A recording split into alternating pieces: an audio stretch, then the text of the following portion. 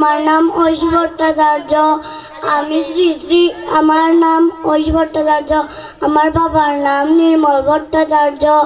আমি শ্রী শ্রী গীতা থেকে চতুর্থ অধ্যায় 7 ও 8 নং শ্লোকটি বলবো। ওম নমো ভগবতে বাসুদেবায় নমো। ওম নমো ভগবতে বাসুদেবায় নমো। ওম নমো ভগবতে বাসুদেবায় নমো।